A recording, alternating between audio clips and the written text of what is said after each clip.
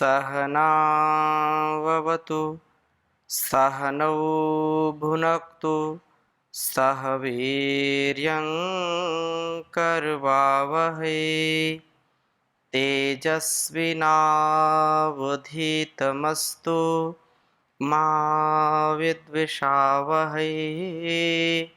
ओम शांति शांति शांति।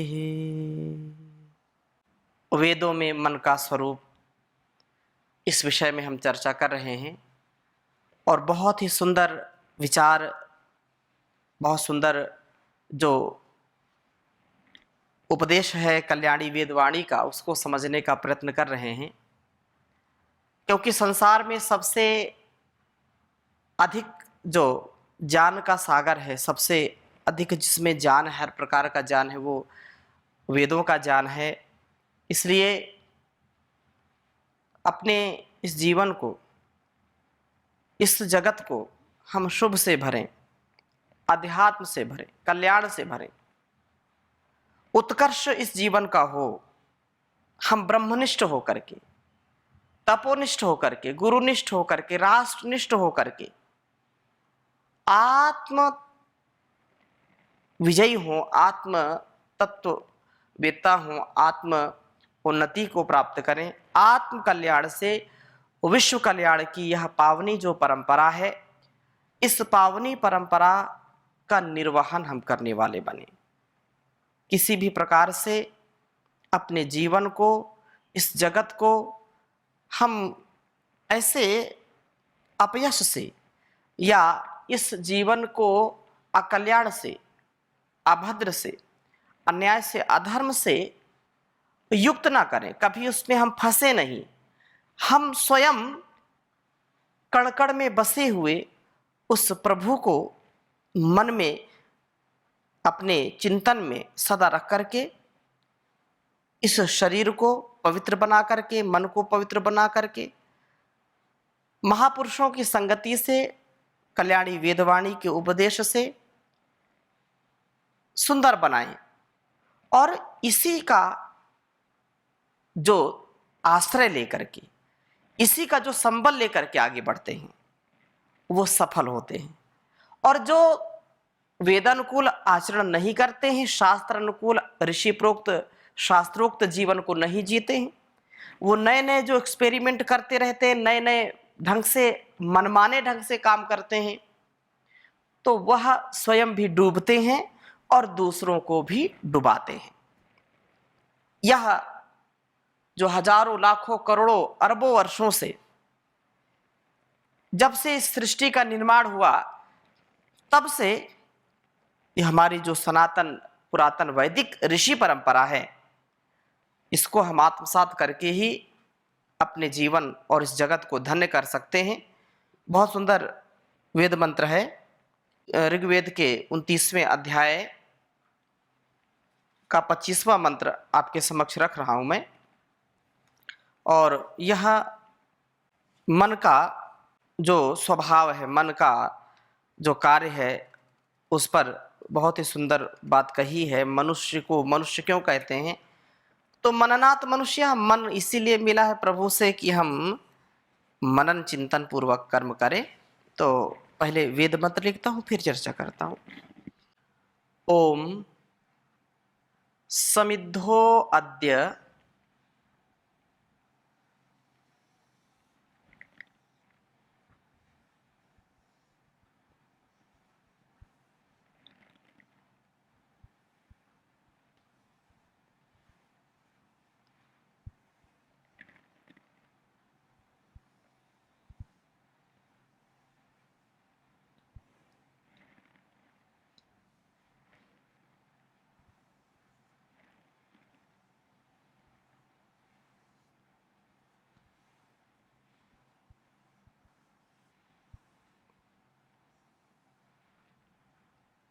समिद्धोऽद्य मनुषो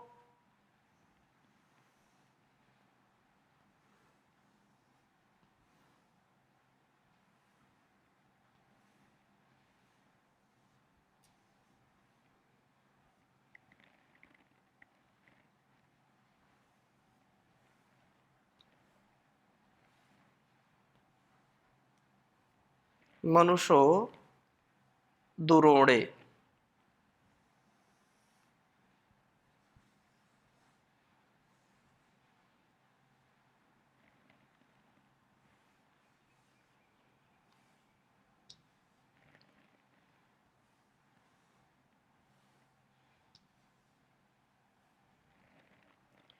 देवो देवान्यजसि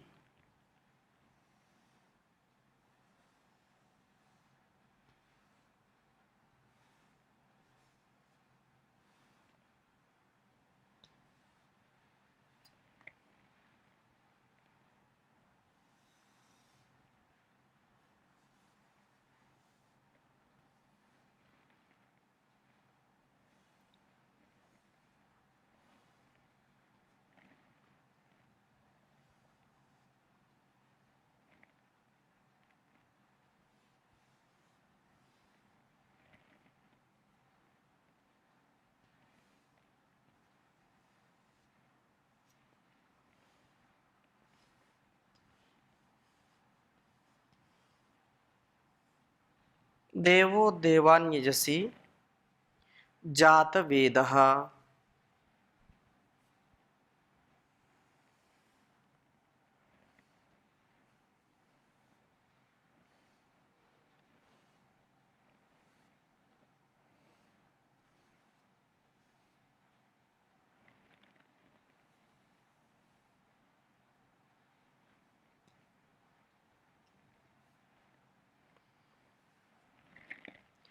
आच वह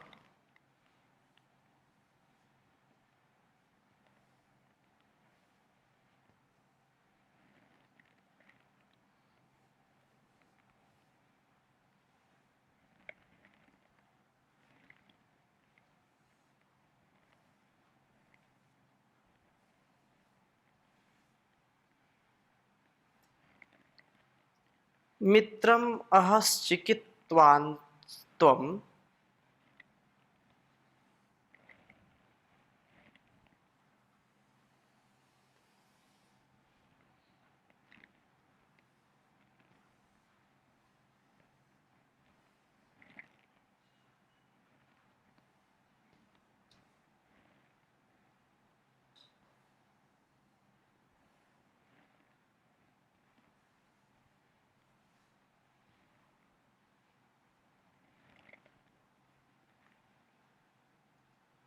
मित्रम अहश्चिकित्वान् त्वं।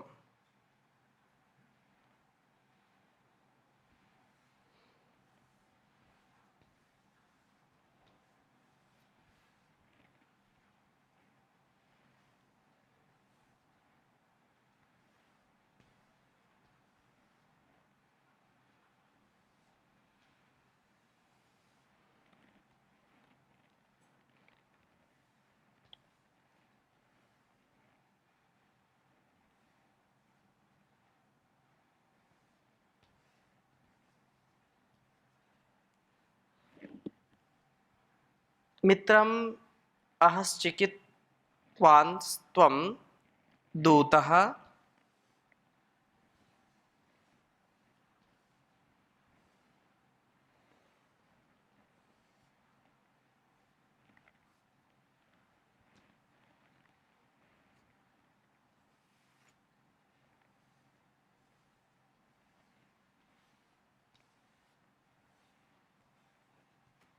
दूतः कविरसि प्रचेताः।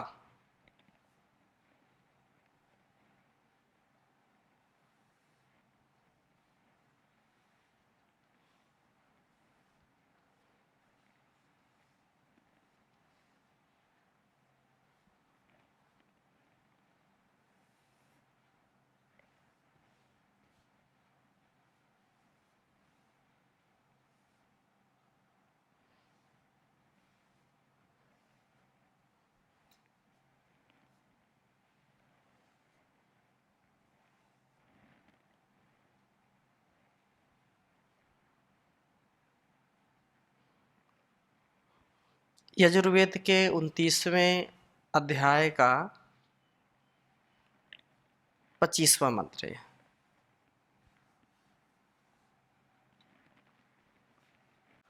ॐ समिद्धो अद्य मनुषो दुरोडे देवो देवान्यजसि जातवेदः आचावह मित्रमश्चिकित्वान् त्वं दूतः कविरसि प्रचेताः। ॐ समिद्धो अद्य मनुषो दुरोडे देवो देवान्यजसि जातवेदः आचावह मित्रमश्चिकित्वान् त्वं दूतः कविरसि प्रजेताः। बहुत ही सुंदर वेद मंत्र है। जैसा पिछली कक्षा में हमने चर्चा की थी कि हम अपने मन को नियंत्रण में रख कर के वासनाओं से जब बचते हैं, अपने जन्म जन्मांतरों की जो हमारे अंदर वासनाएं हैं, कुसंस्कार हैं, उनसे बचने का जब हम प्रयत्न करते हैं और ईश्वर के चिंतन के साथ, मनन के साथ, निधिध्यासन के साथ ही हम इन कुसंस्कारों से अपने आप को बचा पाते हैं और उसके लिए सहायक बनते हैं हमारे माता पिता गुरु आचार्य।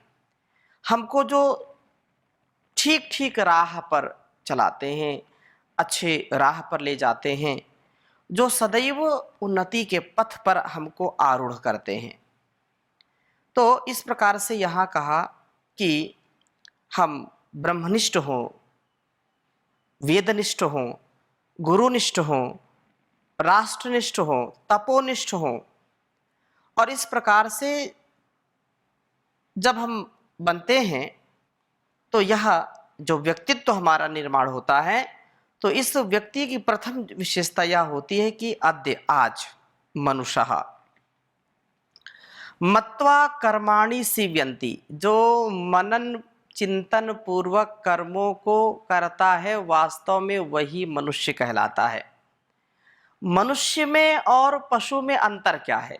किसी ने पूछा कि जैसे मनुष्य वैसे पशु, वो भी सारा अपने पेट के लिए सारा कार्य करते हैं, मनुष्य भी करता है। तो मनुष्य में और पशु में समानता ही होनी चाहिए, अंतर क्या है दोनों में? और वास्तव में यदि हम इसका अवलोकन करें तो किसी किसी संदर्भ में तो मनुष्य पशु से भी बदतर, उससे भी बहुत जो है निकृष्ट श्रेणी का कभी कभी कर्म कर देता है, बिल्कुल, जिसको लोक में भी और इस संसार के जो है व्यवहार में वो अच्छा नहीं होता, न अपने लिए न संसार के लिए। फिर भी मनुष्य वो कर्म करता है जो पशु भी नहीं करते, उसको भी। तो किसी ने कहा कि मनुष्य का स्वभाव इतना तेजस्वी होना चाहिए कि वो चाहे तो मानव से महामानव बन सकता है, नर से नारायण बन सकता है, वह वामन से विराट बन सकता है। इतनी संभावनाएं उसके अंदर होती हैं, ये मनुष्यता। दूसरी बात, यदि वो मनुष्य अपने जीवन को, अपने स्वरूप को, अपने इस ऋषि ज्ञान को आत्मसात ना करे तो वो पशु से भी बदतर हो जाता है, पशु से भी नीचे गिर जाता है। मतलब एक और उत्थान की पराकाष्ठा है और एक और पतन की भी पराकाष्ठा, जितना मतलब उसका कोई कभी विचार भी नहीं कर सकता। कभी कभी मनुष्य इतना गिर जाता है अपने आचरण से, अपने व्यवहार से, अपने संस्कार के कारण, और उठता है तो इतना उठता है कि देवताओं से भी ऊपर उठ सकता है। वो देवत्व से युक्त दिव्य भव्य जीवन जी सकता है। फिर दूसरे किसी ने कहा, कवि ने, कि आहार निद्रा भय मैथुनंचा सामान्य में तत् पशुभिर्नराणाम धर्मो हि तेषाम् अधिको विशेषो धर्मेण हीनाः पशुभिः समानाः। बहुत सुंदर बात कही कि मनुष्य के अंदर इतनी संभावनाएं हैं और यद्यपि उसकी चार चीजें, जो आहार, निद्रा, भय, मैथुन, ये चार चीजें चींटी में भी हैं, हाथी में भी हैं, पशु पक्षी, हाथी घोड़ा, कीड़ा मकोड़ा, ये 4 चीजें सभी में पाई जाती हैं, मनुष्य में भी है, कोई अंतर नहीं है। आहार, सबको आहार चाहिए, पेट पालना है, जीवन चलाना है तो आहार किसी न किसी रूप में चाहिए, सबको चाहिए। निद्रा, सब विश्राम करते हैं, सोते हैं, उनको थकते हैं तो विश्राम भी करते हैं। भय, डर लगता है, भय चींटी को भी लगता है, आग से, पानी से, जहां उसको जीवन का खतरा है उससे वो डरती है और बचती भी है। हाथी भी डरता है, शेर भी डरता है, सर्प भी डरता है, सब डरते हैं अपने जीवन को, जहां से पाते हैं खतरा है यहां से, वहां से डरते हैं, जिससे भी मनुष्य भी डरता है। तो इसमें विशेष क्या है?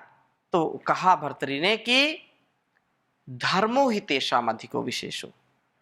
पशुओं में, पक्षियों में यदि हम अन्य जीव जंतुओं से मनुष्य की तुलना करते हैं तो सब कुछ बराबर है, लेकिन एक चीज में मनुष्य सबसे आगे है, इसलिए वो मनुष्य कहलाने के योग्य है। वो सब जीवों में सबसे श्रेष्ठ कहलाता है। किसके कारण? धर्म के कारण। और धर्म का कर्म, जो धर्म है, स्वकर्म है, स्वकर्तव्य है, उसको पालन में लाने के लिए मनसा वाचा कर्मणा, उसका आधान करने के लिए ज्ञान की आवश्यकता है। और वो मनन चिंतन के साथ, मत्वा कर्माणि सिद्ध्यन्ति, जो मनन चिंतन पूर्वक कर्मों को करता है, मन में बार बार उसका चिंतन करके ही कर्म का अनुष्ठान करता है, वास्तव में वही मनुष्य कहलाता है। विचार पूर्वक मन को जो पवित्र बना करके कर्म करता है। दुरोणे, इस शरीर रूप गृह में जिसमें ये सब बुराइयां हैं, और वो सब बुराइयों का जो अपनयन करके, सब बुराइयों को दूर करके या कर दिया हो, और ओण अर्थात ओण अपनयने समिद्धा, खूब जान की दीप्ति वाला बन जाता है, अर्थात यह इस शरीर को निर्मल बनाता है और ऊंचे से ऊंचे ज्ञान को प्राप्त करता है। हे ब्रह्मनिष्ठ, तू जात वेदा, जात प्रज्ञान वाला होकर के, अर्थात ज्ञानी बन करके देव दान आदि गुणों से, देव द्योतनात् दानात्, ये सब जो जीवन है उसमें देवत्व का गुण होना चाहिए। देवत्व के फूलों से दामन को मेरे भर दो, देवत्व के फूलों से दामन को मेरे भर दो, जीवन ये सुगंधित हो, ओ दुर्गंध निकल जाए, दाता तेरे सुमिरन का वरदान जो मिल जाए, मुरझाई कली दिल की एक आन में खिल जाए, दाता तेरे सुमिरन का। ये मन बड़ा चंचल है, चिंतन में नहीं लगता, ये मन बड़ा चंचल है, चिंतन में नहीं लगता, जितना इसे समझाऊं, जितना इसे समझाऊं, उतना ही मचल जाए, दाता तेरे सुमिरन का वरदान जो मिल जाए, मुरझाई कली दिल की एक आन में खिल जाए, दाता तेरे सुमिरन का। हे नाथ मेरे मन की बस इतनी तमन्ना है, हे नाथ मेरे मन की बस इतनी तमन्ना है, पापों से बचा लेना, पाँव न फिसल जाए, दाता तेरे सुमिरन का। देवत्व का ये जो भाव है, देवत्व के फूलों से, तो देवत्व देवो भूत्वा यजेत देवम, हम देवत्व का अपने जीवन में आधान करें, यही बात यही जो है कह रहे हैं, उपदेश दे रहे हैं हम सबको कि हमारा जीवन देवत्व से युक्त हो, और वह मन का नियमन करने से ही होगा, देव बन करके। देव कस्मात देव देवतनात् दानात्, ये जो बात कही है कि दान देने से युक्त हो हम। देवान यजसी, देवों का यजन करता हुआ, मान्य जो व्यक्तियों का आदर देता है, विद्वानों का ही जो संग करता है और सदा उनके लिए दानशील होता है। हे मित्रमः, स्नेह युक्त तेजस्विता वाले मित्रम अहो यस्य, मित्रम अहो, ब्रह्मनिष्ठ पुरुष तो चिकित्वान, चेतना वाला होकर के, अर्थात बड़ा समझदार बन करके, आवह, इस ज्ञान को औरों को प्राप्त कराने वाला बन। त्वम दूतः, तो उस प्रभु का संदेशवाहक है, प्रभु के दिए हुए संदेश को तूने मनुष्य मात्र तक पहुंचाना है।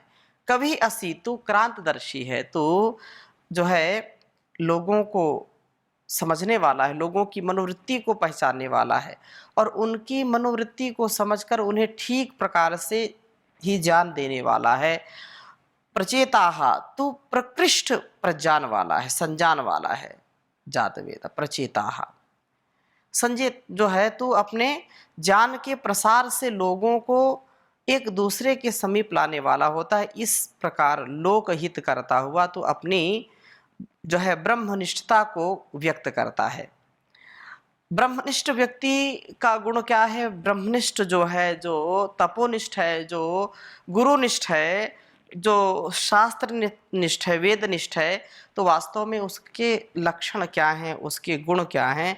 तो यहाँ बताया कि वह शरीर गृह को पवित्र बना करके ज्ञान का संचय करता है, देवों के संग में रहता है, देवत्व से युक्त होता है, स्नेहिल तेजस्विता वाला होता है, तेजस्विता वाला बन करके लोगों को ज्ञान प्राप्त कराता है। यह प्रभु का जो है बहुत ही समझदार दूत बनता है, उनका रिप्रेजेंटेटिव बनता है, उनका जो है प्रतिरूप बनता है, प्रतिनिधि बनता है, उनका प्रतिरूप बन करके इस संसार का हित करने वाला होता है, और वह बहुत ही उत्तमता से जीवन को जीने वाला होता है।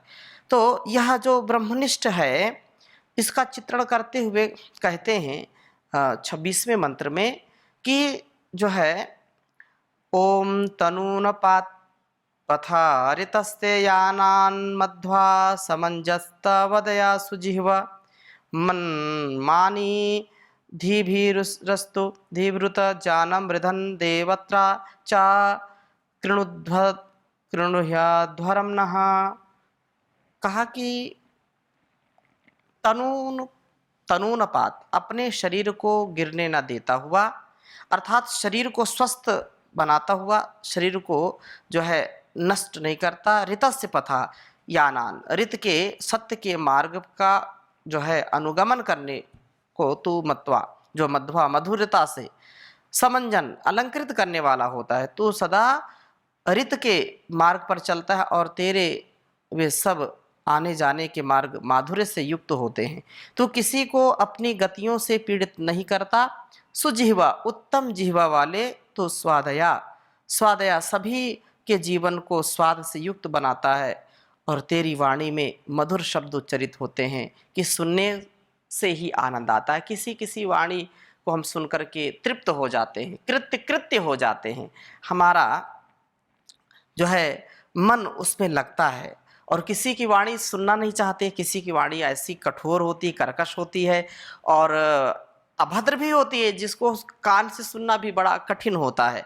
तो जो है मननशील होते हैं, चिंतनशील होते हैं, वो ज्ञान से, विज्ञान से युक्त होकर के सुजिह्वा, उत्तम जिह्वा वाले होते हैं, मधुरता से युक्त होते हैं, और जो है धीभी, बुद्धियों के द्वारा अथवा बुद्धिपूर्वक कर्मों के द्वारा ईंधन बढ़ाने वाला होता है। उत और यज्ञम, तो अपने जीवन में यज्ञ को बढ़ाता है। और हमसे उपदिष्ट सृष्टि के प्रारंभ में वेदोपदेश द्वारा हम वेद का उपदेश करते हैं, तो वेदोपदेश हमारा जो है मार्गदर्शन करता है, हम सुंदर जीवन वाले बन जाते हैं। तो यह हम सदा मननशील होकर के, चिंतनशील होकर के कर्मों को करें, मनमानी ढंग से कार्यों को ना करें, मनमानी ढंग से अपने जीवन को ना जिएं, तभी मनुष्य कहलाएंगे। यदि मनमानी ढंग से हम कर्म करेंगे, नादानी होगी, बड़ी परेशानी होगी, उससे बड़ी हानि होगी, इसमें हम अपने आप को ठहराव के साथ जीवन को जिएं और सुंदर बनाएं, तो यह उत्तम होगा। अभी यहीं पर विराम लेते हैं, शेष चर्चा नए मंत्र के साथ करेंगे। ओम शांति शांति शांति।